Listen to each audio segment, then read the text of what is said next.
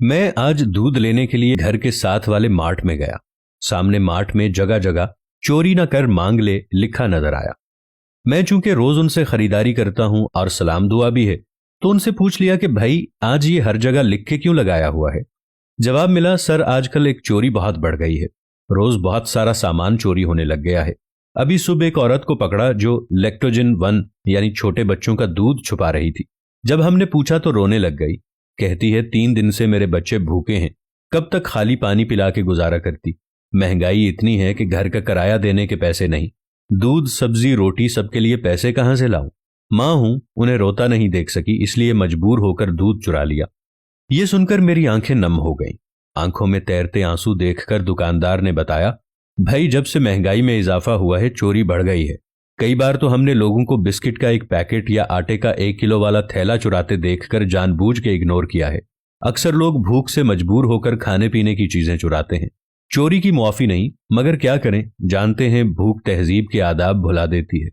کہتے ہیں آج میں نے لکھ کر لگوا دیا، جسے ضرورت ہے مانگ لے، بس چوری نہ کرے۔ اے صاحب اختیار لوگو، اللہ اس معاشرے پر رحم کرتا ہے جہاں غریب پر رحم کیا جاتا ہے۔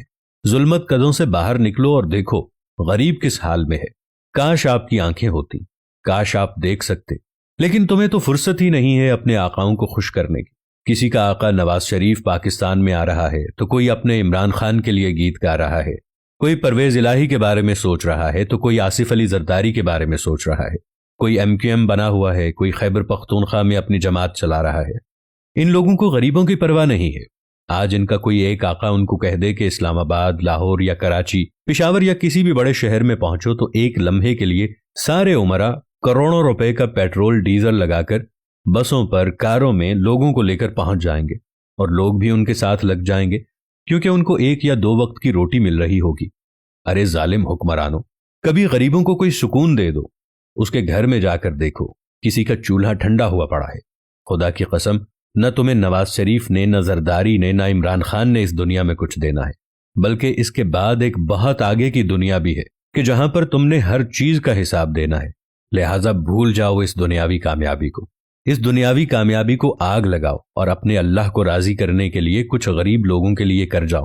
جہاں تم لوگوں کے گھر میں 3-4 قسم کے کھانے پکتے ہیں، خدا کا نام لے کر کوئی ایک کھانا بھلے چاہے اس کو تھوڑا پتلا کر کے بنا لو، ساتھ والے غریبوں کے گھر میں بھی بھیج دو۔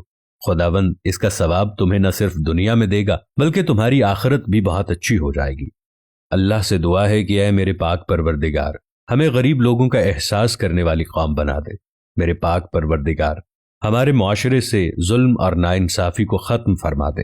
آمین یا رب العالمین۔